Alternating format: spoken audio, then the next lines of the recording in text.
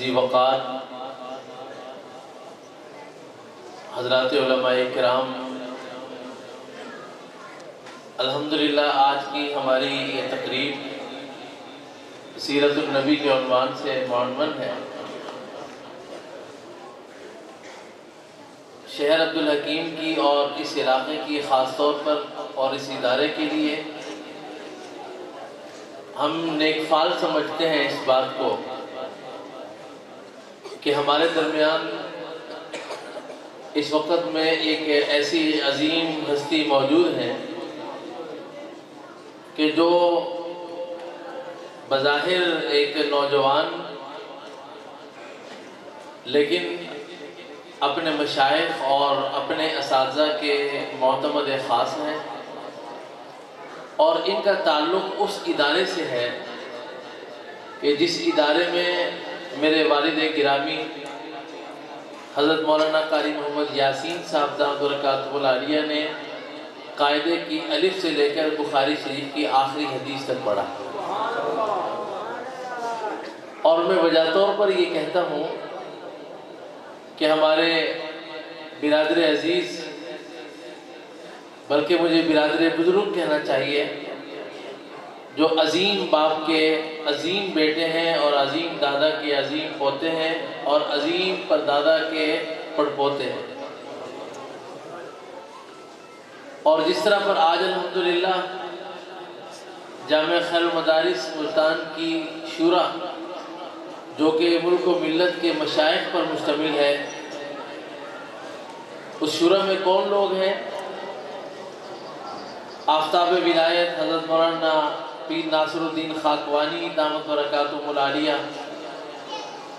حضرت مولانا خواجہ خان محمد صاحب رحمہ اللہ کے جانشین حضرت مولانا خواجہ خلیل احمد صاحب، میرے والد گرامی دامت برکاتہ العالیہ، ان تمام مشائخ نے متفقہ طور پر ہمارے برادر حضرت مولانا احمد حنیف صاحب کو جامعہ خیر المدارس ملتان کا نائب محتمم بنایا ہے۔ اللہ تبارک و تعالیٰ سے دعا گو ہوں کہ اللہ تبارک و تعالیٰ ان کو اپنے والد اور اپنے بزرگوں سے بھی زیادہ ترقیات عطا فرمائے اور اپنے بزرگوں کے لیے عظیم صدقہ جاریہ بنائے۔ آپ حضرات چونکہ عام طور پر خطبہ کے ایک خاص رنگ کو سننے والے ہیں، تو مجھے بھی بیٹھے بیٹھے امام زہری رحمہ اللہ کی ایک بات یاد آ گئی کہ امام زہری رحمۃ اللہ علیہ نے جب حدیث پڑھانی شروع کی تو ان کے بھی داڑھی نہیں پھوٹی تھی، تو ایک آدمی نے ان سے کہا، تندن پوچھا کہ آپ کی عمر کتنی ہے؟ انہوں نے کہا کہ میری عمر اتنی ہے جتنی حضرت اسامہ بن زید رضی اللہ تعالیٰ عنہ کو امیر بنانے کے وقت تھی۔ امام شافعی رحمۃ اللہ علیہ کے بارے میں آتا ہے کہ جس وقت میں انہوں نے حدیث کا حلقہ شروع کیا تو ان کی داڑھی کے صرف 4 بال تھے، اتنے نوجوان تھے، اور آج جس عمر میں ہم حضرت مولانا احمد حنیف صاحب کو دیکھ رہے ہیں، ان کے والد گرامی نے خیر المدارس کا جب اہتمام سنبھالا تو ان کی عمر بھی 17 سال تھی، اور یہ ایک ریکارڈ ہے کہ خیر المدارس ملتان کے جب یہ محتمم بنے کہ دورہ حدیث شریف کی سند پر بحیثیت محتمم بھی حضرت قاری محمد حنیف جلندری صاحب دامت برکاتہ العالیہ کے اپنے دستخط موجود ہیں۔ تو میں دعا گو ہوں کہ اللہ تبارک و تعالی ہمارے برادر فاضل کی زندگیوں میں خوب برکت نصیب فرمائے اور حلاوت لسانی نصیب فرمائے، نظر بد سے محفوظ فرمائے، حاسدین کے حسد سے محفوظ فرمائے۔ میں یہی کلمات کہنے کے لیے حاضر ہوا تھا۔ میں آپ حضرات کے سامنے دعوت سخن دے رہا ہوں اپنے عظیم بھائی، جن کے ساتھ مجھے عظیم بھائی کہتے ہوئے ایک خاص چاشنی اور لذت محسوس ہوتی ہے۔ اللہ کرے کہ یہ تعلق ہر آنے والے دن کے ساتھ بڑھتا رہے۔ میں دعوت سخن دے رہا ہوں اپنے عظیم بھائی حضرت مولانا احمد حنیف صاحب جلندری دامت برکاتہ العالیہ، نائب محتمم جامعہ خیر المدارس ملتان۔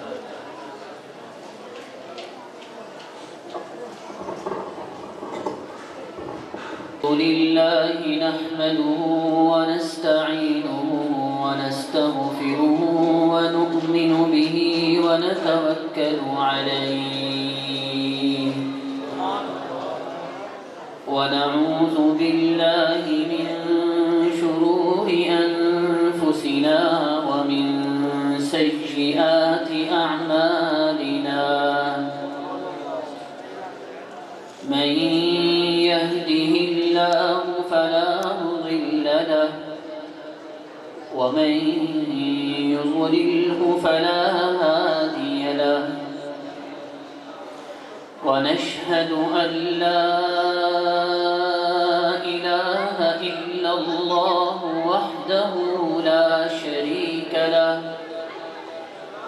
ونشهد أن سيدنا وسندنا وحبيبنا وحكيمنا وطبيبنا وطبيب قلوبنا ومحبوبنا ومحبوب ربنا ومطلوبنا ومقصودنا وقرة أعيننا وسرور أنفسنا وقدوتنا ومرشدنا وهادينا وشافعنا ونبينا ورسولنا وسيدنا وقائدنا وإمامنا وأعلانا وأجملنا وأشفقنا وأنبرنا وأعلمنا وأتقانا محمدا عبده ورسوله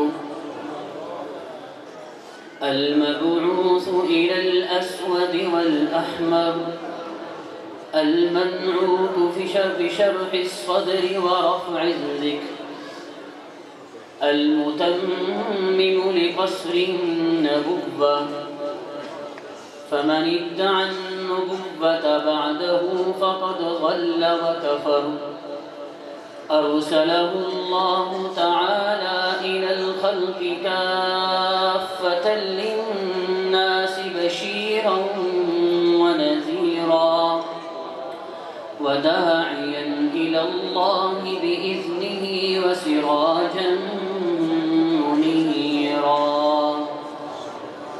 أما بعد فأعوذ بالله من الشيطان الرجيم بسم الله الرحمن الرحيم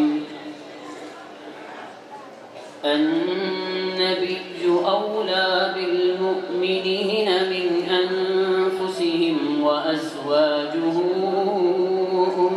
أمهاتهم وقال النبي صلى الله عليه وسلم إنما أنا لكم مثل الوالد لولده وقال النبي صلى الله عليه وسلم لا يؤمن أحدكم حتى أكون أحب إليه من والده وولده والناس أجمعين صدق الله العظيم وصدق رسوله النبي الأمين الكريم ونحن على ذلك لمن الشاهدين والشاكرين والحمد لله رب العالمين. محبت، عقیدت اور اس تصور کے ساتھ کہ اس وقت جو ہم درود پاک پڑھیں گے اللہ تعالیٰ کی رحمت کے فرشتے اسی وقت ہمارا اور ہمارے والد کا نام لے کر مدینہ پاک میں گنبد خضرا کے مکین جناب رسول اللہ صلی اللہ علیہ وسلم کی خدمت اقدس میں ہماری طرف سے یہ درود کا نذرانہ پیش کریں گے. محبت کے ساتھ ایک مرتبہ نماز والا درود پاک پڑھ لیجیے. اللهم صل على محمد وعلى آل محمد كما صليت على إبراهيم وعلى آل إبراهيم إنك حميد مجيد. اللهم بارك على محمد وعلى آل محمد كما باركت على إبراهيم وعلى آل إبراهيم إنك حميد مجيد.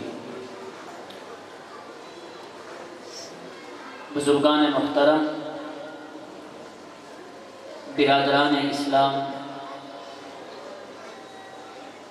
اصحاب فکر و نظر، ارباب علم و دانش، قابل صد تکریم، واجب الاحترام حضرات علماء کرام، مشائخ اعظام، اساتذہ کرام، طلباء کرام، معزز و محترم سامعین کرام، السلام علیکم ورحمۃ اللہ تعالی وبرکاتہ۔ لگتا ہے حضرات تھک گئے ہیں۔ سلام کرنا سنت ہے اور جواب دینا واجب ہے، اور جواب بھی اتنی بلند آواز سے ہونا چاہیے کہ کہنے والے کے کانوں تک پہنچے، کیونکہ میرے سامنے تو لاؤڈ اسپیکر ہے، اس لیے میرا سلام تو آپ میں سے ہر ایک محترم شخصیت کے کانوں تک پہنچا ہوگا۔ آپ سب کا جواب مجھ تک تب پہنچے گا جب آپ مل کر مجھے میرے سلام کا جواب عنایت فرمائیں گے۔ میں اس امید کے ساتھ دوبارہ سلام کرتا ہوں کہ آپ مجھے میرے سلام کا جواب عنایت فرمائیے، مجھے دعاؤں سے نوازیے۔ السلام علیکم ورحمۃ اللہ تعالی وبرکاتہ۔ جزاکم اللہ خیرا۔ آج بتاریخ 13 ربیع الثانی سن 1446 ہجری مطابق 17 اکتوبر سن 2024 عیسوی بروز جمعرات بعد نماز عشاء ہم سب لوگ جمع ہیں۔ دعا ہے کہ اللہ تعالی ہم سب کا یہ مل بیٹھنا ہماری نجات، مغفرت، جنت میں جانے اور جہنم سے بچنے اور جناب رسول اللہ صلی اللہ علیہ وسلم کی شفاعت کا حقدار بنا دے۔ میں سب سے پہلے صمیم قلب سے ممنون اور مشکور ہوں، انتہائی مشفق و مہربان برادر محترم، برادر مکرم، برادر کبیر، فاضل نوجوان، عالم باعمل، شیخ الحدیث جامعہ دارالقرآن، اور ہمارے والد محترم دامت برکاتہ العالیہ کے معتمد خاص، عظیم والد کے عظیم فرزند ارجمند، برادر مکرم بھائی حضرت مولانا قاری عزیز الرحمن صاحب دامت برکاتہ العالیہ کا، اور برادر مکرم فاضل نوجوان، عالم باعمل، عظیم خانوادے کے چشم و چراغ، اس ادارے کے روح رواں حضرت مولانا محمد سفیان محمود صاحب دامت برکاتہ العالیہ اور ان کے جملہ منتظمین کا، کہ انہوں نے اس پروقار فقید المثال محفل میں مجھے بھی شرکت کی دعوت دی تاکہ یہ نعمتیں، برکتیں اور رحمتیں میں بھی سمیٹ سکوں۔ یہ میرا یا آپ کا ان پر کوئی احسان نہیں ہے، بلکہ ان کا ہم پر احسان ہے کہ انہوں نے ہمیں اکٹھا کیا اور ایک بہترین عنوان پر بلایا تاکہ ہم اپنی آخرت کا سامان تیار کر سکیں۔ اللہ تعالیٰ ان کو اس کا بہترین بدلہ عطا فرمائے۔ جامعہ عربیہ عزیزیہ اور جامع مسجد سلمہ میں پہلی مرتبہ حاضری کا شرف اور آپ حضرات سے گفتگو کی سعادت حاصل ہو رہی ہے۔ دعا ہے کہ اللہ رب العزت مجھے حق سچ کہنے کی توفیق عطا فرما کر مجھے اور آپ کو اس پر عمل کرنے کی توفیق بھی نصیب فرما دیں۔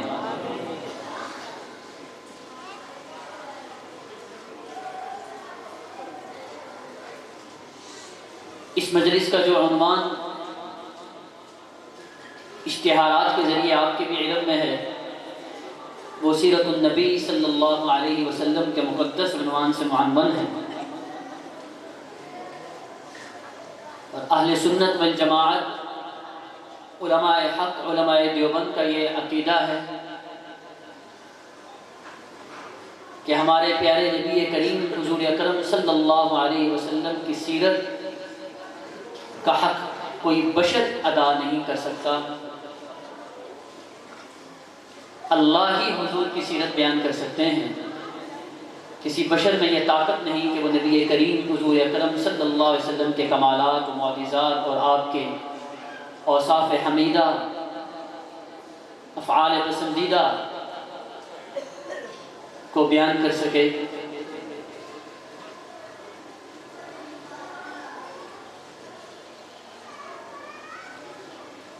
لیکن یہ سعادت سمجھتے ہوئے کہ اس فہرست میں ہمارا بھی نام داخل ہو جائے کہ جس فہرست کے سب سے اوپر اللہ تعالیٰ کا نام نامی چمک رہا ہے، جیسے حضرت ابراہیم علیہ السلام کو جب آتش نمرود میں ڈالا گیا اور فضا کو بادلوں کو چھوتی ہوئی آگ تھی جو 1 مہینے سے بھڑکائی گئی تھی، تو ایک چڑیا بھی اپنی چونچ میں چند قطرے پانی کے لے کر جا رہی تھی۔ اس سے پوچھا گیا کہ تمہاری ان چند قطروں سے یہ بھڑکتی ہوئی آگ کیسے بجھے گی؟ تو اس نے کہا تھا کہ بجھ تو نہیں سکے گی، لیکن میں آگ بجھانے والوں میں اپنا نام لکھوانا چاہتی ہوں۔ نبی کریم حضور اکرم صلی اللہ علیہ وسلم سے محبت ہماری صرف عقیدت ہی نہیں بلکہ ہمارا عقیدہ ہے، اور یہ ہمارا سرمایہ ہے۔ ہمارے پلے تو اور کچھ نہیں ہے، صرف نبی کریم حضور اکرم صلی اللہ علیہ وسلم کی محبت ہی ہے۔ احادیث مبارکہ میں لکھا ہے کہ ایک صحابی تشریف لائے، انہوں نے کہا یا رسول اللہ متی الساعہ، قیامت کب آئے گی؟ تو حضور اکرم صلی اللہ علیہ وسلم نے پوچھا ہے میرے پیارے صحابی، آپ قیامت کی آمد کا سوال کر رہے ہو کہ قیامت کب آئے گی؟ ما اعددت لہا، آپ نے قیامت کی تیاری کیا کی ہے؟ اللہ کی بارگاہ میں کھڑا ہونا ہے، صبح و شام دن اور رات جو لمحات گزارے ہیں اللہ کو جواب دینا ہے۔ دنیا میں اگر انسان حلال کمائی سے پیسہ بھی کمائے تو FBR کو جواب نہیں دے سکتا، تو اللہ کی بارگاہ میں کیسے جواب دیں گے؟ تو آپ نے سوال کیا میرے پیارے صحابی، تم قیامت کا پوچھ تو رہے ہو لیکن قیامت کی تیاری کیا ہے؟ ما اعددت لہا۔ تو اس نے کہا یا رسول اللہ جہاں تک تیاری کا تعلق ہے، جہاں تک تیاری کا سوال ہے تو میرے پاس صرف فرض نمازیں ہیں، نفلی نمازیں میں نہیں پڑھتا۔ میرے پاس صرف فرض روزے ہیں، میں نفلی روزے نہیں رکھتا۔ میں صرف فرض زکوٰۃ ادا کرتا ہوں، صدقہ واجبہ صدقات نافلہ نہیں کرتا، صدقہ خیرات نہیں کرتا، صرف فرائض ادا کرتا ہوں، اس کے علاوہ نوافل کا اہتمام نہیں ہے۔ لیکن انی احب اللہ و رسولہ، میرے دل میں اللہ کی اور آپ کی محبت ہے، میں آپ سے بھی محبت کرتا ہوں اور اللہ سے بھی محبت کرتا ہوں۔ تو جناب رسول اللہ صلی اللہ علیہ وسلم نے ارشاد فرمایا کہ میرے صحابی اگر یہ بات ہے تو پھر تم مت گھبراؤ، قیامت جب بھی آئی انت مع من احببت، اور کما قال کہ تو قیامت میں اسی کے ساتھ ہوگا جس کے ساتھ تو دنیا میں محبت کرتا ہوگا۔ اور ایک روایت میں عمومی الفاظ ارشاد فرمایا کہ المرء مع من احبہ، انسان کا حشر بروز محشر انہی لوگوں کے ساتھ ہوگا، وہ انہی کے زمرے اور طائفے میں اٹھایا جائے گا جن کے ساتھ وہ محبت کرتا ہوگا۔ اگر دنیا میں نیک لوگوں کے ساتھ محبت ہوگی، اولیاء اللہ سے محبت ہوگی، محدثین مفسرین سے محبت ہوگی، صحابہ کرام سے محبت ہوگی، اہل بیت سے محبت ہوگی، بزرگوں سے محبت ہوگی، انبیاء سے محبت ہوگی، تو حشر بھی ان کے ساتھ ہی ہوگا۔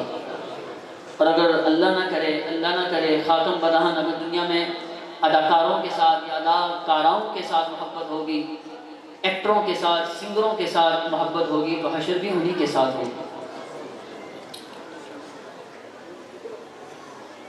ایک صحابی مسجد نبوی صلی اللہ علیہ وسلم کے ستون کے ساتھ ٹیک لگا کر ٹکی باندھ کر جناب رسول اللہ کو دیکھ رہے ہیں، نظر ہٹاتے نہیں، پلک جھپکاتے نہیں، اور توجہ سے چہرہ نبوت کو دیکھ رہے ہیں، اس چہرے کو دیکھ رہے ہیں کہ جس چہرے کی قسمیں اللہ تعالیٰ نے قرآن کریم میں کھائی ہیں، اس چہرے کو ٹک ٹکی باندھ کر دیکھ رہے ہیں کہ جس چہرے نے معراج کی رات اللہ کو دیکھا ہے۔ نظر ہٹاتے نہیں، پلک جھپکاتے نہیں، کچھ پوچھتے نہیں، کچھ کہتے نہیں، آگے آتے نہیں، پیچھے جاتے نہیں، تو جب رسول اللہ صلی اللہ علیہ وسلم کی نگاہ نبوت اس صحابی پر پڑی کہ ستون کے ساتھ کافی دیر سے ٹیک لگائے ٹک ٹکی باندھ کر مجھے ہی دیکھ رہے ہیں، نظر گھماتے بھی نہیں، پلک جھپکاتے بھی نہیں، تو کچھ دیر کے بعد آپ نے پوچھا ہے میرے پیارے صحابی میرے پاس آؤ، میرے قریب آؤ، تشریف لائے، پوچھا کہ میرے صحابی کیا کوئی پریشانی ہے؟ کہا کہ نہیں یا رسول اللہ۔ کچھ کہنا چاہتے ہو مجھ سے؟ کہا نہیں یا رسول اللہ۔ کچھ مانگنا چاہتے ہو مجھ سے؟ نہیں یا رسول اللہ۔ کچھ پوچھنا چاہتے ہو مجھ سے؟ نہیں یا رسول اللہ۔ کسی کی شکایت لگانا چاہتے ہو؟ نہیں یا رسول اللہ۔ کوئی مالی یا گھریلو پریشانی ہے؟ نہیں یا رسول اللہ۔ تو پھر اس طرح مجھے کیوں دیکھ رہے ہو؟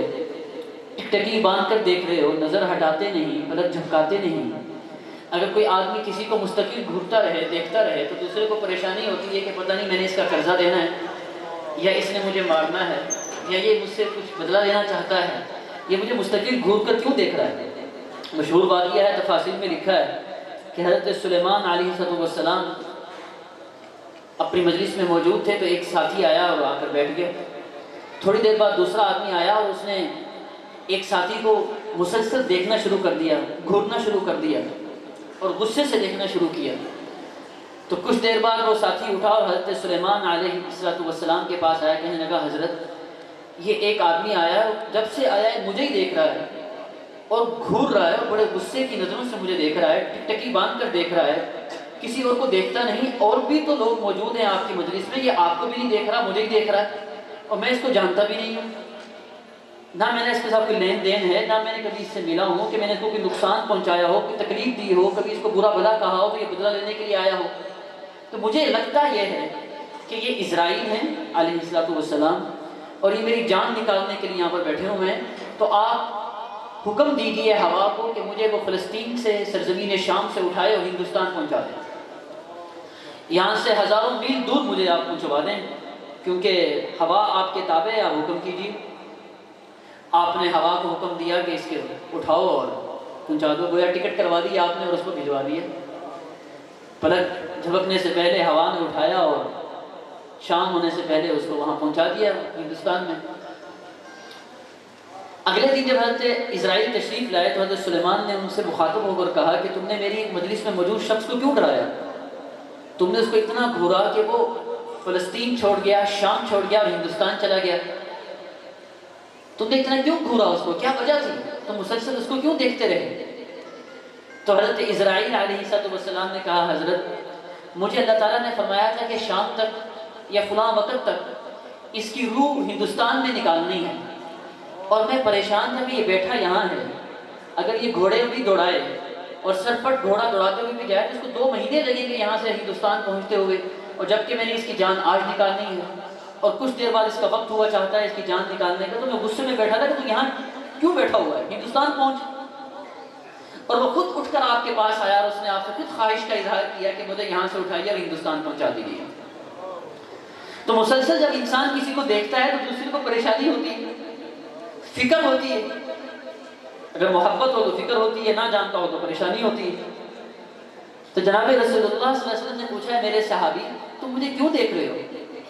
تو صحابی نے کہا یا رسول اللہ صلی اللہ علیہ وسلم آج تو ہم دنیا میں موجود ہیں، ہمیں یہ سعادت حاصل ہے کہ ہم اپنی آنکھوں سے آپ کے چہرے کا دیدار کرتے ہیں، اپنی پیاس بجھاتے ہیں، جس کو دیکھنا ثواب ہے، جس کو دیکھنے سے آدمی صحابی بن جاتا ہے، جہنم کی آگ حرام ہو جاتی ہے۔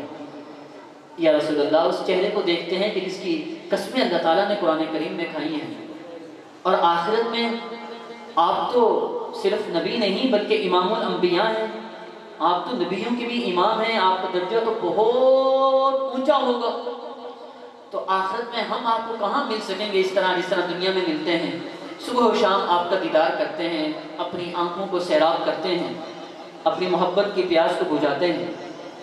تو بس یہی سوچ کر دیکھ رہا ہوں کہ اتنا دیکھ رہے ہیں دنیا میں، جی بھر کر دیکھ لوں، پتہ نہیں آخرت میں موقع کتنا ملے کتنا نہ ملے۔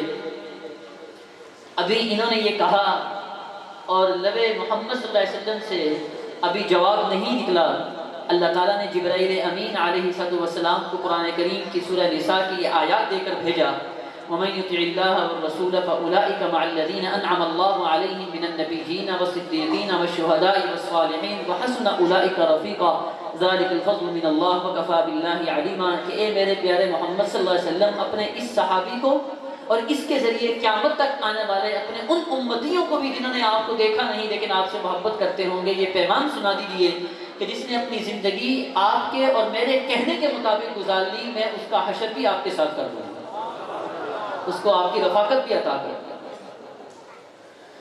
جناب نبی کریم حضور اکرم صلی اللہ علیہ وسلم کا تذکرہ یہ ہمارے ایمان کو جلا بخشتا ہے. لیکن میں آج کی اس مجلس میں آپ کے سامنے امت پر حضور اکرم صلی اللہ علیہ وسلم کے کیا حقوق ہیں کوشش کروں گا کہ اجمال کے ساتھ آپ کے سامنے وہ عرض کر دوں، اور اس امید کے ساتھ کہ اللہ تعالیٰ کو حقوق مجھے بھی ادا کرنے کی توفیق عطا فرمائیں اور آپ کو بھی ادا کرنے کی توفیق عطا فرمائیں. آمین کہہ دیجیے. آپ یہ جانتے ہیں کہ جو جتنا بڑا منصب والا ہوتا ہے، جتنا بڑا آدمی ہوتا ہے، اس کے اتنے ہی حقوق ہوتے ہیں.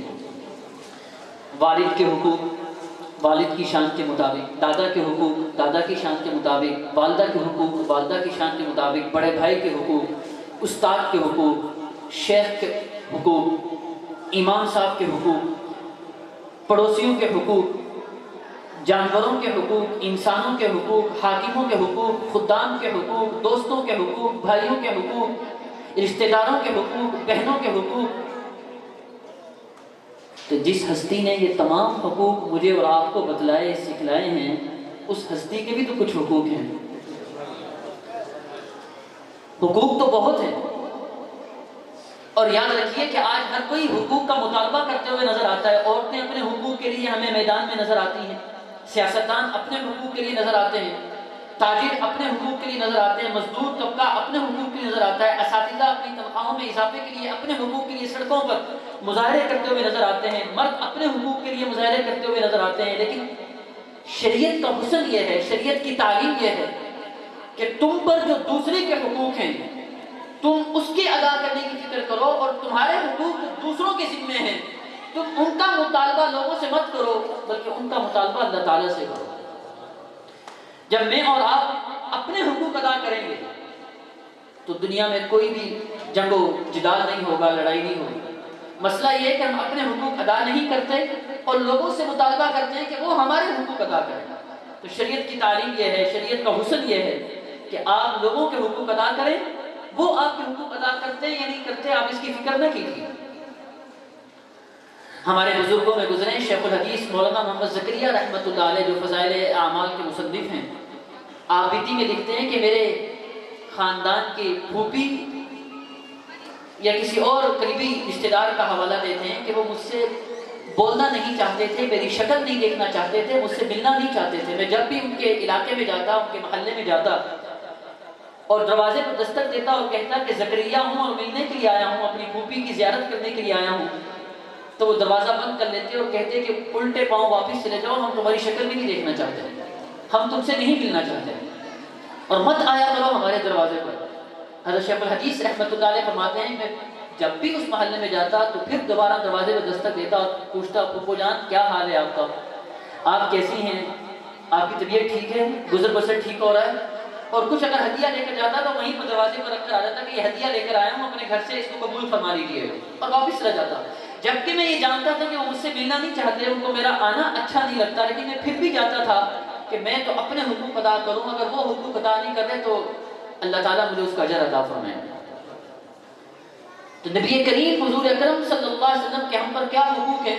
حقوق تو بہت زیادہ ہیں کہ علماء نے بیان فرمائے ہیں، لیکن میں 6 حقوق آپ کے سامنے بیان کرنے کی سعادت حاصل کروں گا.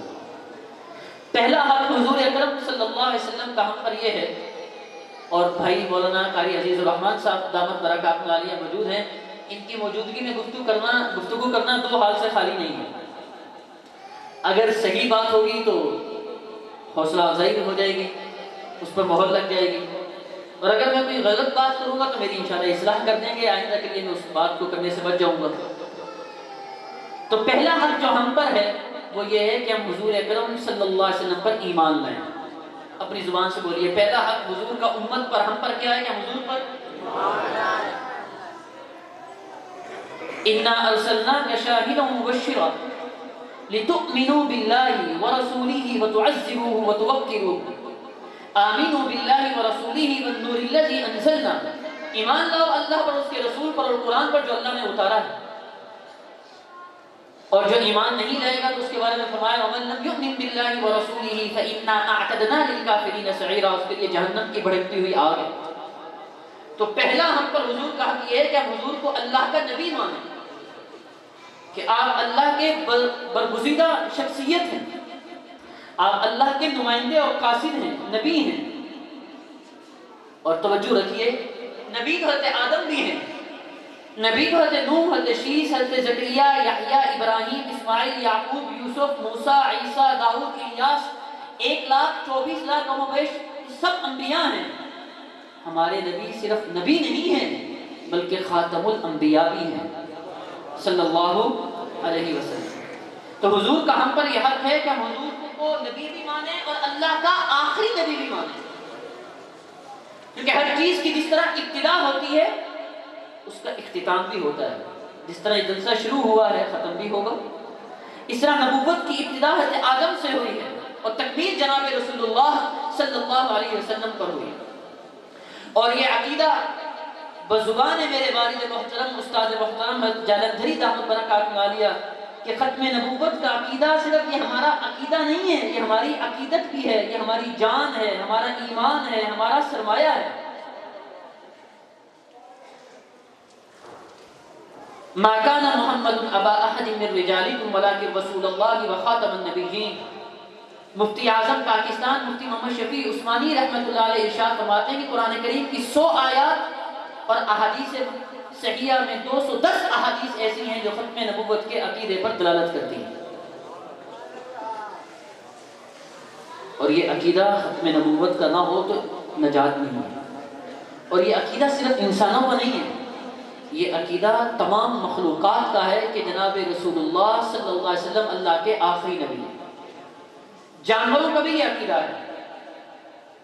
عن عمر بن الخطاب رضی اللہ تعالی عنہ قال كان رسول الله صلى الله عليه وسلم في محفل من أصحابه فقد جاء أعرابي من بني سليم فقد صاد ضبا فقال واللات والعزى لا أؤمن بك حتى يؤمن بك هذا الضب فقال رسول الله صلى الله عليه وسلم يا ضب فقال الضب لبيك وسعديك بلسان عربي مبين يفهم القوم جميعا فقال رسول الله صلى الله عليه وسلم يا ضب من تعبد قال الذي في السماء عرشه وفي الأرض سلطانه وفي البحر سبيله وفي الجنة رحمته وفي النار عذابه قال من أنا؟ حضرت عمر بن خطاب رضی اللہ تعالیٰ عنہ فرماتے ہیں، اس حدیث کے راوی ہیں کہ کان رسول اللہ صلی اللہ علیہ وسلم فی محفل من اصحابی، حضور صحابہ کے جھرمٹ میں تھے۔ کیا منظر ہوگا کہ ارد گرد ابو بکر و عمر عثمان و علی بیٹھے ہیں اور درمیان میں حضور آفتاب و مہتاب بن کر چمک رہے ہیں۔ حضور اپنے صحابہ کے ساتھ بیٹھے ہوئے تھے۔ فقد جاء اعرابی من بنی سلیم، تو قبیلہ بنو سلیم کا ایک بدو دیہات کا رہنے والا جو آداب نبوت سے واقف بھی نہ تھا، وہ حضور کی مجلس میں آیا۔ فصاد ضبا، اس نے گوہ کو شکار کیا تھا، گوہ مری ہوئی تھی۔ اس نے جناب رسول اللہ صلی اللہ علیہ وسلم کے سامنے اس گوہ کو پھینکا اور کہا واللات والعزى لا اؤمن بك حتى يؤمن بك هذا الضب۔ لات اور عزا دو بتوں کے نام ہے، لات اور عزا کی قسم میں آپ پر اس وقت تک ایمان نہیں لاؤں گا جب تک کہ یہ گوہ زندہ ہو کر آپ پر ایمان نہ لائے۔ اور وہ جانتا تھا کہ مردہ تو انسان نہیں بولتا تو گوہ کیا بولے گی؟ جانور تو اگر زندہ بھی ہو تو بات نہیں کر سکتا، اور مر جائے تو پھر تو بطری کے اولا وہ بات نہیں کر سکتا۔ آپ نے فرمایا ایمان لاؤ گے؟ کہاں ایمان لاؤں گا۔ کہا ٹھیک ہے۔ نگاہ نبوت ڈالی آپ نے اس گوہ کے اوپر۔ اگر حضرت عیسیٰ قبروں پر جا کر یہ کہتے تھے کم بسم اللہ مردوں کو کہ کھڑے ہو جاؤ اللہ کے حکم سے، قرآن میں آتا ہے، تو اللہ حضرت عیسیٰ کے کہنے کی برکت سے مردوں میں جان ڈال دیا کرتے تھے، قبر پھٹتی تھی وہ نکل آیا کرتے تھے۔ اور محمد تو عیسیٰ کے بھی امام ہیں صلی اللہ علیہ وسلم۔ آپ نے نگاہ نبوت ڈالی کو اوپر اور فرمایا یا ضب، اے گوہ خطاب کیا، اللہ نے اس میں روح ڈالی، قوت گویائی عطا کی، زندگی آئی، فوراً بولی لبیک و سعدیک۔ اس کا لفظی ترجمہ تو یہ ہے کہ میں حاضر، میری سعادت۔ اور اس کا اگر اپنی زبان میں ترجمہ کریں تو یوں بولی میرا تو بختہ جاگ اٹھا ہے، میرا نصیبہ جاگ اٹھا ہے کہ مجھے آج اس ہستی نے بلایا ہے کہ جس ہستی کو اللہ نے معراج کی رات اپنے پاس بلایا تھا۔ یا ضب اے گو لبیک و سعدیک، میں حاضر، میرا بختہ جاگ اٹھا کہ آپ نے مجھے بلایا۔ حکم فرمائیے یا رسول اللہ، بلسان عربی مبین، اس نے ایسی فصاحت و بلاغت اور صاف شفاف عربی زبان میں جواب دیا، اتنی اونچی اور صاف اور صریح آواز میں کہ یفہم القوم جمیعاً، جتنے صحابہ موجود تھے اور وہ جو بدو کھڑا تھا اس نے بھی اس کا یہ جواب اپنے کانوں سے سنا اور سمجھا کہ یہ کیا کہہ رہی ہے۔ آپ نے پوچھا اے گو من تعبدو، کس کی عبادت کرتی ہو، کس کی پرستش کرتی ہو، کس کو حاجت روا، مشکل کشا، فریاد رس، داتا، دستگیر کہتی ہو؟ سنیے، ایک جانور کا بھی عقیدہ کہ مشکل کشا، حاجت روا، فریاد رس، دستگیر، داتا کون ہے؟ بگڑی بنانے والا، بگڑی بچانے والا، گنج بخش، رنج بخش کون ہے؟ تو اس نے کہا الذی فی السماء عرشہ، میں اس ذات کی بات کرتی ہوں جس کا عرش آسمان میں ہے، وفی الارض سلطانہ، جس کی سلطنت کا سکہ زمین میں چلتا ہے، وفی البحر سبیلہ، جس کی قدرت کے راستے سمندروں میں ہیں، وفی الجنت رحمتہ، اور جس کی خوشی کا مظہر جنت ہے، وفی النار عذابہ، جس کے غصے کا مظہر اور عذاب کا مظہر جہنم کی آگ ہے۔ آپ نے کہا من انا، میں کون ہوں؟ یہ حدیث صرف اس جملے کے لیے سنائی ہے، من انا، میں کون ہوں؟ توجہ کیجئے گا، من انا، میں کون ہوں؟ تو اس نے کہا آپ انت رسول رب العالمین و خاتم النبیین،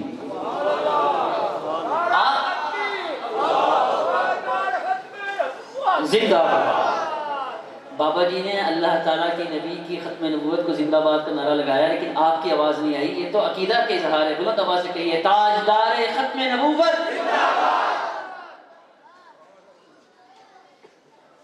انت رسول رب العالمین و خاتم النبیین، آپ اللہ کے رسول ہیں، صرف رسول ہی نہیں، آپ خاتم النبیین ہیں۔ آپ کے سر مبارک پر اللہ تعالیٰ نے ختم نبوت کا تاج سجایا ہے۔ قد افلح من صدقک وقد خاب من کذبک، تحقیق کامیاب ہوا، کامران ہوا وہ شخص جس نے آپ کی نبوت کی اور ختم نبوت کی تصدیق کی، اور ناکام اور نامراد ہوا وہ شخص جس نے آپ کی نبوت کی اور ختم نبوت کی تکذیب کی، جھٹلایا، نہیں مانا۔ جب یہ بات اس نے کر لی فاسلم الاعرابی، وہ بدو بھی مسلمان ہو گئے۔ تو آپ نے اندازہ لگایا کہ عقیدہ ختم نبوت اتنا بنیادی عقیدہ ہے کہ صرف یہ انسانوں کا نہیں بلکہ تمام مخلوقات حتیٰ کہ جانوروں کا بھی عقیدہ ہے کہ جناب رسول اللہ صلی اللہ علیہ وسلم اللہ تعالیٰ کے آخری نبی ہیں۔ آپ کے بعد کوئی نبی نہیں آئے گا، دجال تو آئیں گے، کذاب تو آئیں گے، ملعون اور جھوٹے تو آئیں گے، نبی بن کر اب کوئی نہیں آئے گا۔ یہ حضور کا ہم پر حق ہے۔ اور دوسرا حق جناب رسول اللہ صلی اللہ علیہ وسلم کا ہم پر یہ ہے کہ ہم حضور اکرم صلی اللہ علیہ وسلم پر کثرت سے درود پاک پڑھیں، یہ حضور کا ہم پر حق ہے۔ امام طحاوی رحمۃ اللہ علیہ ارشاد فرماتے ہیں کہ جتنی بار حضور کا نام آئے اتنی بار حضور کا نام پڑھنا ضروری ہے، سلام پڑھنا ضروری ہے۔ ذرا محبت سے کہتے ہیں صلی اللہ، ورنہ کم از کم مجلس میں ایک بار پڑھنا تو واجب ہے۔ حضور اکرم صلی اللہ علیہ وسلم پر درود پڑھنے کے فائدے کیا ہیں؟ بہت سے فائدے ہیں۔ ہمارے ملتان کے مشہور شہرا آفاق شخصیت خطیب بے بدل حضرت اقدس مولانا قاری حنیف ملتانی رحمۃ اللہ علیہ گزرے ہیں، شاید آپ نے ان کا نام سنا ہو، اور جو بزرگ ہیں انہوں نے یقیناً ان کی تقاریر بھی سنی ہوگی۔ ان کی گفتگو میں ایک مرتبہ سن رہا تھا اور انہوں نے اپنی گفتگو میں یہ بات ارشاد فرمائی کہ درود پڑھنے کے کیا فائدے ہیں۔ تو حضرت قاری صاحب رحمۃ اللہ علیہ فرماتے تھے کہ قیامت کے دن جب قبریں پھٹیں گی اور لوگ نکلیں گے تو ہر ایک کی نگاہیں متلاشی ہوں گی چہرہ نبوت کی کہ حضور کدھر ہیں، حضور کو تلاش کریں گے، حضور کہاں پر ہیں۔ کھربوں کا مجمع ہوگا اور اس وقت حضور کی نگاہیں اس آدمی کو تلاش کریں گی اور ڈھونڈ رہی ہوں گی جو حضور پر دنیا میں درود پڑھتا ہوگا صلی اللہ علیہ وسلم۔ غالباً اسی حدیث کی تشریح ہوگی کہ ان اول الناس یوم القیامت اکثرهم علی صلاۃ او کما قال، کہ آپ نے فرمایا کہ قیامت کے دن میرے سب سے نیڑے سب سے قریب وہ شخص ہوگا جو مجھ پر کثرت سے دنیا میں درود پڑھتا ہو۔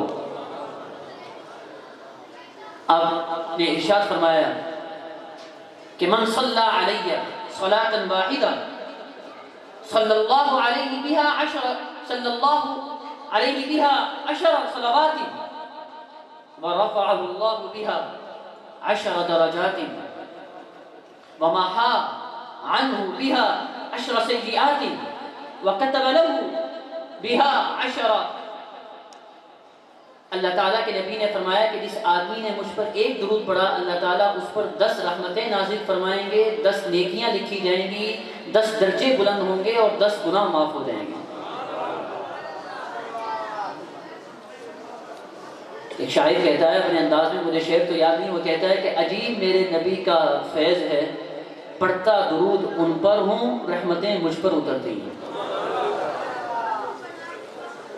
حضرت ابو درداء رضی اللہ تعالیٰ راوی حدیث ہیں، ارشاد فرماتے ہیں کہ نبی کریم حضور اکرم صلی اللہ علیہ وسلم نے ارشاد فرمایا کہ من صلی علیہ حین یصبح 10 وحین یمسی 10 ادرکته شفاعتی یوم القیامہ، کما قال، کہ جس آدمی نے مجھ پر صبح کے وقت 10 مرتبہ درود پڑھ لیا اور شام کے وقت 10 مرتبہ درود پڑھ لیا تو مجھ محمد پر اس کی سفارش کرنا واجب ہو گیا۔ تو نبی کریم حضور اکرم صلی اللہ علیہ وسلم پر درود پڑھنا یہ امت پر حق ہے۔ ایک آخری واقعہ سنا کر آگے چلتا ہوں۔ علامہ ابن عربی نے اس کو نقل کیا ہے اور فضائل درود پاک میں حضرت مولانا زکریا صاحب رحمۃ اللہ نے اس کو نقل کیا، فرماتے ہیں کہ قیامت کا دن ہوگا، حضرت آدم علیہ السلام سبز رنگ کے لباس میں تشریف فرما ہوں گے کہ اتنے میں ایک نوجوان کو فرشتے گھسیٹتے ہوئے جہنم کی طرف لے جا رہے ہوں گے۔ حضرت آدم پوچھیں گے یہ نوجوان کون ہے جس کو گھسیٹ کر جہنم کی طرف لے جا رہے ہو؟ تو یہ کہیں گے کہ یہ امت محمدیہ کا ایک نوجوان ہے، گناہگار ہے، اس کے بارے میں جہنم کا فیصلہ ہوا ہے، اس لیے اس کو جہنم میں لے کر جا رہے ہیں۔ تو حضرت آدم کہیں گے یا محمد اخبرہ صلی اللہ علیہ وسلم، اے محمد اپنے گناہگار نوجوان امتی کی خبر دیجیے۔ حضور تشریف لائیں گے اور ہم فرشتوں سے کہیں گے ذرا رکو، میں بارگاہ عزتی میں حاضر ہوتا ہوں، اللہ سے ملتا ہوں، اور اللہ کی بارگاہ میں حاضر ہوں گے اور اپنی داڑھی مبارک پکڑ کر اللہ کی حمد و ثنا کریں گے، اور حمد و ثنا کرنے کے بعد اپنی جیب سے ناخن کے برابر کوئی ایک چیز نکالیں گے ہلکی سی، اور اس گناہگار امتی کے نیکیوں کے پلڑے میں ڈال دیں گے، جس سے نیکیوں کا پلڑا وزنی ہو جائے گا، بھاری ہو جائے گا، گناہوں کا پلڑا ہلکا ہو جائے گا۔ آواز آئے گی توبہ توبہ، خوشخبری ہے خوشخبری ہے اس نوجوان کے لیے۔ کیوں؟ اللہ تعالیٰ نے اس کا جہنم کا فیصلہ ختم کر کے جنت کا فیصلہ صادر فرما دیا ہے۔ اب وہ اس نوجوان کو جو گھسیٹتے ہوئے لے کے جا رہے تھے، اب پروٹوکول میں اس کو گھمائیں گے تو وہ کہیں گے ابھی تو تم مجھے مار رہے تھے، اب تم مجھے سلام کر رہے ہو، اس کی وجہ کیا ہے؟ وہ کہیں گے وہ سامنے جو شخصیت ہے اس نے تم پر احسان کیا۔ کہے گا من ذاک الرجل، وہ آدمی کون ہے؟ تو کہا جائے گا کہ ھذا نبیک و حبیبک و رسولک محمد صلی اللہ علیہ وسلم، یہ تمہارے نبی تمہارے رسول جناب رسول اللہ، محبت سے کہیے صلی اللہ علیہ وسلم ہیں۔ آج ویسے بھی شب جمعہ ہے، کثرت سے درود پاک پڑھنے کا حکم ہے، اس لیے محبت سے کہیں صلی اللہ علیہ وسلم ہیں۔ تو کہنے لگا فداک ابی و امی یا رسول اللہ، آپ پر میرے ماں باپ قربان ہے اللہ کے نبی، آپ نے مجھ پر احسان فرمایا، جہنم کا فیصلہ صادر ہو چکا تھا، آپ نے جنت کا فیصلہ کروا دیا۔ یہ تو بتلائیے کہ آپ نے اپنی جیب مبارک سے ناخن کے برابر ایک ہلکی سی چھوٹی سی چیز کیا نکالی، اور میری نیکیوں کے پلڑے میں ڈالنے کی دیر تھی کہ نیکیوں کا پلڑا وزنی ہوا اور میری جنت کا فیصلہ ہوا اور جہنم کا فیصلہ قدم ہوا۔ تو آپ نے فرمایا اے میرے امتی، یہ تو نے دنیا میں مجھ پر ایک مرتبہ اخلاص کے ساتھ درود پاک پڑھا تھا، یہ اس کی طاقت اور برکت تھی۔ تو اگر ایک مرتبہ درود پاک پڑھنے کی یہ برکت ہے تو جو زندگی میں صبح و شام لیل و نہار درود پاک پڑھتے پڑھاتے ہوں تو بتائیے ان کی کیا شان ہوگی اللہ کے نبی اور اللہ کی نگاہوں میں۔ اور یہ مدارس یا تو یہاں قرآن کی آوازیں آتی ہیں یا ان دونوں دیواروں سے درود پاک کی آوازیں آتی ہیں، اور یہ جو ہمارا ملک قائم ہے، جو ہمارا وطن قائم ہے، وہ انہی بوریا نشینوں کی وجہ سے قائم ہے، ورنہ جو بھی آیا ہے اس نے لوٹا ہے ہمارے ملک کو۔ لیکن آج بھی اگر یہ ملک سینہ تان کر کھڑا ہوتا ہے اور امت مسلمہ کی نگاہیں وطن عزیز کی طرف لگتی ہیں تو انہی بوریا نشینوں کی وجہ سے۔ اس لیے اپنے حکمرانوں سے بھی درخواست کرتا ہوں اور آپ سے بھی درخواست کرتا ہوں کہ ان دینی مدارس کو مضبوط کیجیے۔ تو دوسرا حق ہم پر یہ ہے کہ ہم حضور پر کثرت سے درود پاک پڑھیں۔ تو پہلا حق کیا تھا؟ ذرا بول دیجیے زبان سے، ایمان لانا۔ دوسرا حق درود پاک۔ تیسرا حق یہ ہے کہ ہم حضور کا ادب کریں، تعظیم کریں، اور تعظیم و ادب نبوت کا حکم اللہ تعالیٰ نے قرآن کریم میں جا بجا فرمایا ہے۔ یا ایھا الذین آمنوا لا تقدموا بین یدی اللہ ورسولہ یا ایھا الذین آمنوا لا ترفعوا اصواتکم فوق صوت النبی لا تجعلوا دعاء الرسول بینکم کدعاء بعضکم بعضا۔ اللہ تعالیٰ قرآن کریم میں جا بجا حضور اکرم صلی اللہ علیہ وسلم کا ادب و احترام کی تلقین فرما رہے ہیں کہ جب حضور چلیں تو ان سے آگے مت چلو۔ جیسے جب والد اور بیٹا چل رہا ہو تو بیٹے کو چاہیے کہ والد کے آگے مت چلے، یہ بے ادبی ہے، والد آگے چلنا چاہیے اور بیٹے کو پیچھے۔ اس طرح جب حضور ہوں تو حضور آگے چلیں تو صحابہ تم پیچھے چلا کرو۔ اور ایک معنی اس کا یہ ہے کہ لا تقدموا بین یدی اللہ، جب حضور اپنی کوئی رائے دے دیں تو تم اپنی رائے حضور کی رائے سے آگے بڑھا کر پیش نہ کیا کرو، سر تسلیم خم کر لیا کرو۔ یہ تو جب حضور حیات تھے، اب جب آپ دنیا سے پردہ فرما گئے اب کیا ہے؟ اب یہ ہے کہ اے لوگوں، اے امتیوں، اے انسانوں، اگر فلاح اور کامیابی چاہتے ہو تو حضور کے طریقے کو آگے رکھو، بدعات رسومات کو پیچھے کرو۔ حضور کے طریقوں کی پیروی ہوگی، اپنی خواہش منمانی کی پیروی نہیں ہوگی۔ لا تقدموا بین یدی اللہ ورسولہ، اپنے طریقے کو حضور کے طریقے سے آگے مت لے جاؤ، اگر لے جاؤ گے تو قابل قبول نہیں ہوگا۔ اور ادب سکھایا، لا ترفعوا اصواتکم فوق صوت النبی، اپنی آوازوں کو نبی کی آواز سے اونچا مت کرنا، پست رکھنا۔ آج بھی یہی حکم ہے کہ اللہ مجھے اور آپ کو بار بار مکہ مدینہ لے جائے، جب مدینہ منورہ حاضری ہو تو آوازیں پست کرنا۔ لاکھوں کا مجمع ہوتا ہے، آواز نہیں آتی، ادب رسول جا کے دیکھیے وہاں پر۔ اور مکہ مکرمہ میں ہر طرح پر لبیک لبیک کی صدائیں ہیں، اور مدینہ منورہ میں خاموشی ہے۔ اور انتہائی بے ادبی کا مقام ہے کہ روزہ رسول پر حاضری ہوں اور آدمی فون کا کیمرہ چلا کر ویڈیو بنائے اور لوگوں کو دکھلا رہا ہو، یہ انتہائی بے ادبی ہے۔ اللہ مجھے اور آپ کو اس بے ادبی سے محفوظ فرمائے۔ اور ادب کتنا کیا صحابہ نے۔ جناب رسول اللہ صلی اللہ علیہ وسلم نے ایک لکڑی کا منبر بنوایا تھا خطبہ دینے کے لیے، اس کی 3 سیڑھیاں تھیں، سب سے اوپر حضور بیٹھتے تھے اور دوسرے درجے پر حضور پاؤں رکھتے تھے۔ جب حضور دنیا سے پردہ فرما گئے، خلیفہ بلا فصل جانشین پیغمبر امام الصحابہ صدیق اکبر رضی اللہ تعالی عنہ خلیفہ مقرر ہوئے اور منبر پر تشریف لائے، تو جہاں حضور پاؤں رکھتے تھے ابو بکر وہاں بیٹھتے تھے، جہاں حضور بیٹھتے تھے وہاں ابو بکر نہیں بیٹھتے تھے کہ ادب نبوی کے خلاف ہے، میں وہاں نہیں بیٹھ سکتا جہاں میرا نبی بیٹھا کرتا تھا۔ جب صدیق اکبر رضی اللہ تعالی عنہ دنیا سے تشریف لے گئے تو ناطق الحق والمیزان خلیفہ وقت حضرت عمر بن خطاب رضی اللہ تعالی عنہ خلیفہ مقرر ہوئے، تو جہاں ابو بکر بیٹھتے تھے اور تیسرے درجے میں پاؤں رکھتے تھے تو عمر وہاں بیٹھتے تھے جہاں صدیق پاؤں رکھا کرتے تھے، اور فرماتے تھے کہ میں وہاں کیسے بیٹھنے کی جرت کروں کہ جہاں پر حضور کا خلیفہ بیٹھا کرتا تھا۔ یہ ہے ادب صحابہ۔ بڑے واقعات ہیں۔ سلمہ بن عقبہ رضی اللہ تعالیٰ عنہ فرماتے ہیں کہ حضور تشریف لائے مدینہ میں تو 2 ٹیمیں، 2 جماعتیں وہ تیر اندازی کر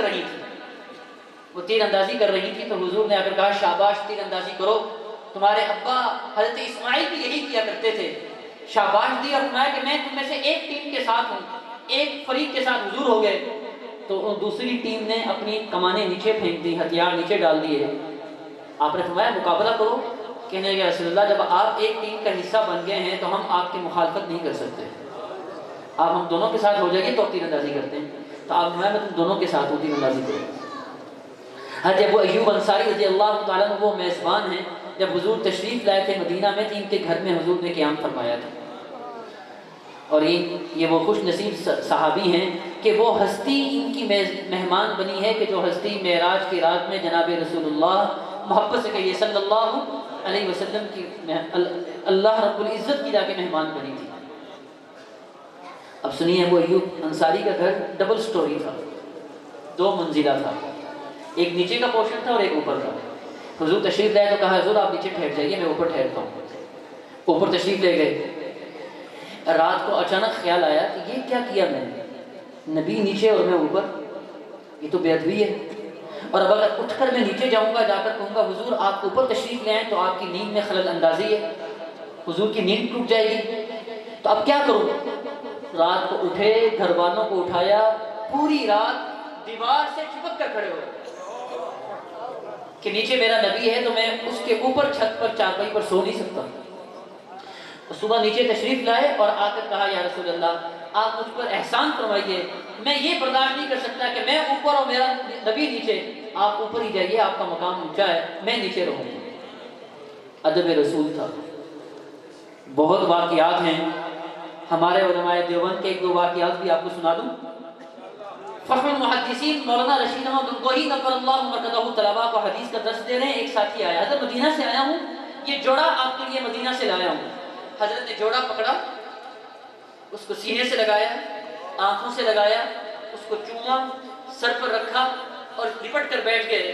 तलबा ने कहा हज़रत ये मदीना में तैयार नहीं हुआ, इसका धागा मदीना में नहीं तैयार हुआ, ये कपड़ा मदीना में नहीं बना, ये तो बाहर से, चाइना से या रूस से आया होगा, किसी और मुल्क से आया होगा, हिंदुस्तान पाकिस्तान से आया होगा। आप उस वक्त तो पाकिस्तान खैर बना ही नहीं था, किसी और जगह से आया होगा, तो आप इतना अदब क्यों कर रहे हैं? फरमाया कि अगरचे ये मदीना में बना तो नहीं, लेकिन इसको मदीना की हवा तो लगी है, इसको मदीना की हवा तो लगी है। दारुल उलूम देवबंद के बानी और देवबंद की शान आन जान पहचान कासिमुल उलूम वल खैरात मौलाना कासिम नानोतवी रहमतुल्लाह अलैह के पास किसी शख्स ने सब्ज़ रंग का जूता भेजा, हदिया दिया। हज़रत ने उस जूते को सर पर रख लिया। हज़रत नानोतवी से कहा कि हज़रत जूता पाँव में पहनने के लिए है, सर पर रखने के लिए नहीं। फरमाया मैं जानता हूँ कि जूता पाँव में पहनने के लिए होता है, सर पर रखने के लिए नहीं, लेकिन नानोतवी ये जुर्रत नहीं कर सकता कि वो चीज़ अपने पाँव में डाल दे कि जिसका रंग गुंबद खजरा के साथ मिलता हो। चूँकि गुंबद खजरा का रंग भी सब्ज़ है और जूते का रंग भी सब्ज़ है, तो मैं ये जुर्रत नहीं कर सकता हूँ कि मैं गुंबद खजरा के रंग वाले को मैं पाँव में पहनूँ। ये थे उलमाए देवबंद, ये देवबंद के सरखैर हैं मौलाना कासिम नानोतवी रहमतुल्लाह अलैह। आपने भी तस्करा सुना अमीर शरीयत सैयद अताउल्लाह शाह बुखारी रहमतुल्लाह अलैह का। उनकी समाने हयात में लिखा है कि हजरत फरमाते हैं कि जब से मैंने होश संभाला है, भाई मौलाना अजीज साहब फरमाते हैं कि जब से मैंने होश संभाला है, मैंने हुजूर का नाम बगैर वुजू के नहीं लिया। हजरत बुखारी रहमतुल्लाह अलैह। इमाम मालिक जो इमाम दारुल हिजरा हैं, जब उनके पास कोई आदमी आता है कि फिक्री मसला पूछने के लिए कोई शख्स आया है, तो इमाम मालिक उसको फिक्री मसला बताते हैं कि ये जायज़ है, नाजायज़ है, हलाल है, हराम है, सही है, गलत है, मुबाह है, मुस्तहब है, वाजिब है, फ़र्ज़ है, क्या है बता देते। और अगर कोई शख्स आता और ये कहता है कि मैंने इमाम मालिक से हदीस सुननी है, तो इमाम मालिक रहमतुल्लाह अलैह पहले गुस्ल करते, नया जोड़ा पहनते, खुशबू लगाते, तख्त बिछाया जाता और उसको बुलाया जाता और इस शान के साथ फिर आप हदीस का दर्स दिया करते थे। अदब वमन युअज़्ज़िम शआइरल्लाह की तफसीर में इमाम नबवी फरमाते हैं कि हर उस चीज़ का अदब करो जिसको हुजूर के साथ निस्बत है।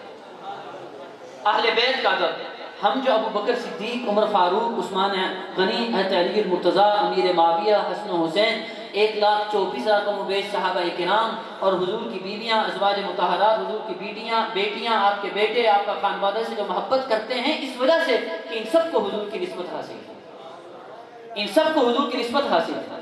जिस तरह हसन हुसैन रज़ी अल्लाह तआला अन्हुमा को हुजूर की निस्बत हासिल है, अमीर मुआविया को भी इसी तरह हुजूर की निस्बत हासिल है।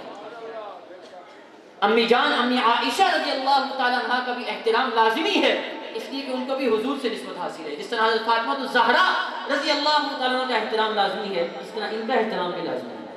जिस तरह अली रज़ी अल्लाह तआला का एहतराम लाजिमी है, अबू बकर सिद्दीक का एहतराम भी उसी तरह लाजिमी है, क्योंकि दोनों को हुजूर से निस्बत है।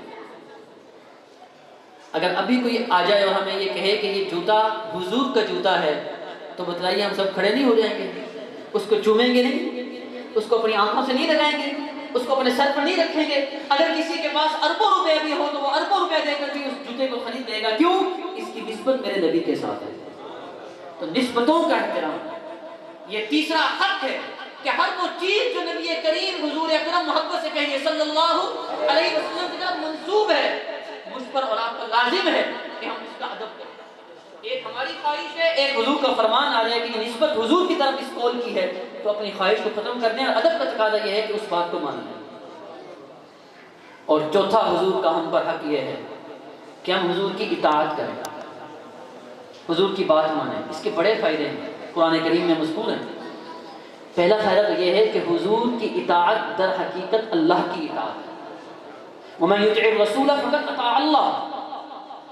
اور دوسری اس کی خصوصیت یہ ہے اطاعت رسول میں کہ وَمَن يُطِعِ الرَّسُولَ، اللہ فرماتے ہیں قُلْ إِن كُنتُمْ تُحِبُّونَ اللَّهَ فَاتَّبِعُونِي يُحْبِبْكُمُ اللَّهُ، تم میرے نبی کا اتباع اطاعت کرو، میں اللہ تم سے محبت کرنے لگ جاؤں گا۔ تو اللہ کے محبوب بن جائیں گے اگر ہم حضور کی اطاعت کریں۔ تیسرا، جنت میں جانا چاہتے ہیں تو حضور کی اطاعت کریں، دخول جنتی بدخول اولی، یعنی فوراً اللہ جنت میں داخل فرما دے گا اگر ہم نے حضور کی اطاعت کی۔ دلیل قرآن کریم کی آیت ہے وَمَن يُطِعِ اللَّهَ وَرَسُولَهُ يُدْخِلْهُ جَنَّاتٍ تَجْرِي مِن تَحْتِهَا الْأَنْهَارُ خَالِدِينَ فِيهَا۔ اور اگر ہم حضور کی اطاعت کریں گے تو آپس میں اتحاد اور اتفاق بھی ہوگا، جب اتحاد اور اتفاق ہوگا تو مسلم امہ حکمرانی کرے گی دنیا پر۔ یا ایھا الذین آمنوا اطیعوا اللہ ورسولہ ولا تنازعوا فتفشلوا وتذهب ريحكم، اگر تمہارے اندر اتحاد برقرار نہ رہا، اگر تم نے اطاعت رسول نہ کی تو تمہیں لوگ شکست دے دیں گے، اور اگر تم نے اتحاد برقرار رکھا اور نبی کی بات مانتے رہے تو تم دنیا پر راج کرو گے۔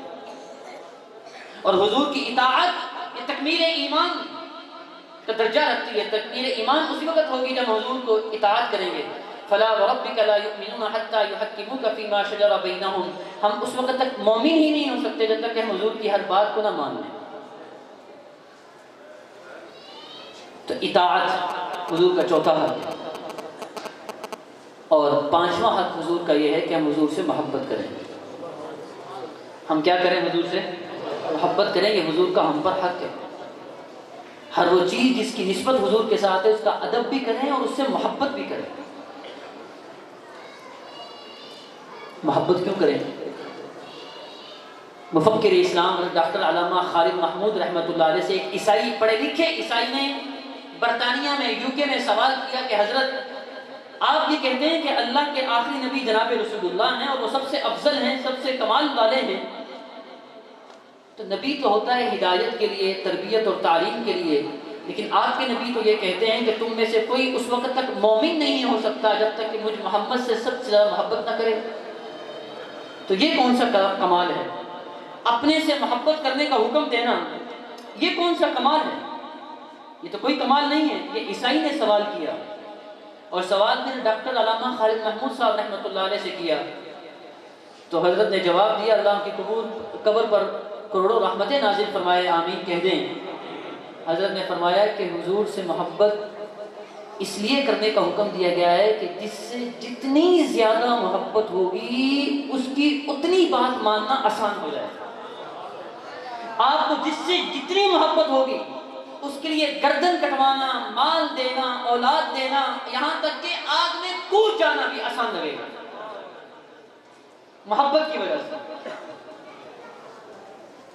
حضرت خبیب رضی اللہ تعالیٰ عنہ پکڑے گئے، دشمن نے کہا کہ ہم تمہیں سولی پر چڑھائیں گے، مارا اور سولی پر چڑھا دیا۔ نوجوان صحابی تھے، جسم سے خون کے فوارے پھوٹ رہے ہیں، سولی پر لٹکایا ہوا ہے۔ ایسے موقع پر حاکم وقت نے کہا، اے خبیب اگر تم اپنی زبان سے یہ کہہ دو کہ جو تکلیف مجھے دی جا رہی ہے یہ تکلیف میرے نبی کو دے دی جائے، تجھے ہم سولی سے اتار دیں گے، نوجوان ہے، ابھی تیری کافی زندگی ہے، تجھے زندگی کی بہاریں دیکھنی ہیں، یہ کہہ دے تجھے ابھی سولی سے اتار دیں گے۔ تو ایمان افروز جواب سنیے کہ جسم سے خون کے فوارے پھوٹ رہے ہیں، سولی پر چڑھے ہوئے، موت ناچتی ہوئی آگے نظر آ رہی ہے، تو فرماتے ہیں تم یہ کہتے ہو کہ میں یہ کہوں کہ میری جگہ پر حضور کو تکلیف پہنچے تو تم مجھے چھوڑ دو گے، حضور کو قتل کرنے کے منصوبے بناؤ گے؟ سنو، میں خبیب تو یہ چاہتا ہوں کہ میرے نبی کے پاؤں میں کانٹا بھی نہ چبھے، وہ بھی مجھے چبھ جائے، میں تو یہ برداشت بھی نہیں کر سکتا ہوں۔ محبت حضور اکرم صلی اللہ علیہ وسلم سے محبت، قل ان کان آباؤکم وابناؤکم وازواجکم واخوانکم وعشیرتکم واموال اقترفتموها وتجارة تخشون کسادها ومساکن ترضونها احب الیکم من اللہ ورسولہ وجہاد فی سبیلہ فتربصوا حتی یأتی اللہ بامرہ۔ اگر ماں باپ کی محبت، خاندان کی محبت، بیوی بچوں کی محبت، اپنے کاروبار کی محبت، رشتہ داروں کی محبت، تجارت کی محبت، دکان کی محبت یا کسی اور چیز کی محبت تمہارے دلوں میں نبی کی محبت سے زیادہ ہو گئی تو سنو ایمان والوں، کان کھول کر کے اللہ کا عذاب تم پر آئے گا۔ یہ برداشت نہیں کیا جا سکتا۔ ماں باپ کی خدمت ضرور ہونی چاہیے، لیکن دل میں ماں باپ سے زیادہ حضور کی محبت ہونی چاہیے۔ ماں باپ کو تو کوئی گالی دے، انسان خاموش رہ جائے، ثواب ملے گا، جواب دے دے گا، گناہ نہیں ہوگا۔ لیکن نعوذ باللہ اگر میرے اور آپ کے سامنے حضور کو گالی دی گئی اور ہم خاموش ہو گئے، ہمارا ایمان ضائع ہو جائے گا، ہمارا ایمان برباد ہو جائے گا۔ پھر خاموش رہنے کا حکم نہیں ہے، پھر بدھی سے زبان کھینچنے کا حکم ہے۔ چاہے جتنا بھی کمزور ہو، آج بھی مسلمان، چاہے جتنا بھی کیا گزرا کیوں نہ ہو، عشق محمد کی آگ اس کے سینے میں آج بھی لگی ہوئی ہے، وہ یہ برداشت نہیں کر سکتا کہ کوئی میرے نبی کو گالی دے۔ اپنے باپ کو گالی دے دو برداشت کیا جا سکتا ہے، لیکن نبی کو گالی دے دے تو ایمان کے جانے کا خطرہ ہے۔ یہ محبت رسول ہے۔ وقت تو پورا ہو گیا ہے، مجھے اتنا وقت بھائی نے فرمایا تھا، لگتا ہے کہ میں نے اس سے 5-10 منٹ زیادہ لے لیے ہیں، اور آخری حق بیان کر کے آپ سے اجازت چاہتا ہوں۔ مولانا محبت کے جو علماء نے اسباب بیان کیے ہیں، کمال کی وجہ سے، حسن و جمال کی وجہ سے، قرابت کی وجہ سے، احسانات کی وجہ سے، وہ پھر کبھی، اور چھٹا حق حضور کا ہم پر یہ ہے، محبت سے کہہ رہے ہیں صلی اللہ علیہ وسلم، کہ ہم حضور کے دین کی زیادہ سے زیادہ اشاعت کریں، حضور کے لائے ہوئے دین کی زیادہ سے زیادہ پرچار کریں، دنیا کے کونے کونے تک ایک ایک انسان کو پکڑ کر اللہ کے نبی کا ایک ایک حکم سنائیں۔ اور آج کل ہماری موجودہ دور و زمانے میں دین کی اشاعت، دین کی ترویج، دین کے پھیلاؤ کا بہترین ذریعہ وہ مدارس کی امداد کرنا، مدارس کو مضبوط کرنا، کہ یہ دین کے چوکیدار، دین کے پہرے دار، دین کے محافظ پیدا کرنا۔ اور ہر زمانے میں اہل حق نے اہل باطل کا مقابلہ کیا ہے، جانوں کے نذرانے پیش کیے ہیں، لیکن اہل باطل کو نبی کے دین میں کوئی چیز ڈالنے، کوئی چیز کو نکالنے کی اجازت نہیں دی۔ صدیق اکبر کے زمانے سے شروع ہو جائیے رضی اللہ تعالیٰ عنہ، اور ہمارے آج تک کے زمانے کے مفتی تقی عثمانی کے زمانے تک آ جائیے، تمام علماء حق نے اور اہل حق لوگوں نے ہمیشہ اہل باطل کا سیسا پلائی ہوئی دیوار کی طرح مقابلہ کیا۔ تو دین کا پرچار کرنا، دین کی اشاعت کرنا، دین کے احکامات کو آگے پہنچانا، اس کی بہترین شکل دعوت و تبلیغ ہے، کہ اپنے قول سے بھی اور اپنے فعل سے بھی ہم نمونہ بنیں۔ اور دوسرا درس و تدریس ہے، دین کو پڑھیں، پڑھائیں، سیکھیں، سکھائیں، سمجھیں، سمجھائیں۔ اور تیسرا تصریف و تعریف کیجیے، اگر اللہ نے آپ کو علم دیا ہے اور آپ لکھ سکتے ہیں تو لکھیے دین کے بارے میں، اور چھوڑ جائیے اس کو اپنی دنیا سے جاتے ہوئے، قیامت کی صبح تک یہ دین کی اشاعت کا ذریعہ بن جائے۔ خانقاہوں سے جڑ جائیے، اپنے نسل کی ایمان کی حفاظت کیجیے۔ اللہ تعالیٰ مجھے بھی اور آپ کو بھی یہ تمام حقوق ادا کرنے والا بنا دے۔ یہ 6 کے 6 حقوق جو میں نے آپ کے سامنے عرض کیے، ذرا میرے ساتھ کہہ دیجیے۔ پہلا حق حضور کا ہم پر، آپ پر ایمان لانا۔ دوسرا حق حضور پر کثرت سے درود پڑھنا۔ تیسرا حق حضور کا ادب کرنا۔ چوتھا حق حضور کی اطاعت کرنا، آپ کی بات ماننا۔ اور پانچواں حق حضور اکرم صلی اللہ علیہ وسلم سے محبت کرنا۔ اور چھٹا حق حضور کے دین کو زیادہ سے زیادہ پھیلانے کی کوشش کرنا۔ اللہ تعالیٰ مجھے بھی اور آپ کو بھی تمام حقوق ادا کرنے والا، آگے پہنچانے والا، لوگوں کو بتانے والا بنائے۔ وما علینا الا البلاغ۔